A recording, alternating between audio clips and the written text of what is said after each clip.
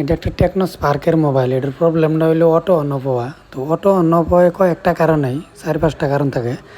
তো আমরা 1 number check করবো, চার্জিংয়ে লাগাই দেখবো ব্যাটারি রেজিস্টার গেলে কিন্তু অটো অন অফ হয়। তারপরে যেরকম সাপ্লাই পায় এরকম কিন্তু অন হয়। তো এটাতে আমি ফেল মারলাম। 2 নম্বরটা দেখলাম সুইচের কারণে, সুইচ যদি শর্ট হয়ে থাকে তাও কিন্তু অটো অন অফ হয়। তো 2 নম্বরটা আমি মাদারবোর্ডটা ডিসকানেক্ট করে দেখলাম সুইচের থেকে, সুইচ পাত্তার থেকে, তাও কিন্তু এই একই সেম প্রবলেম আছিল। তো তারপরে আমার ডাউট হইলো যে কারণটা কি।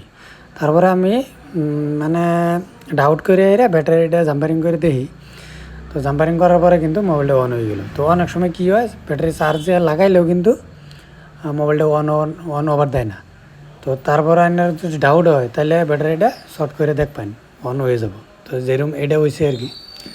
তো যদি জানকারিটা আন্য করতেন ভালো লেগে থাকে, আর যদি কিছু শিখলেন তাহলে ভিডিওটা একটা শেয়ার করবেন আর একটা লাইক দিয়া চ্যানেলটা সাবস্ক্রাইব করে সাথে থাকবেন। Thank you.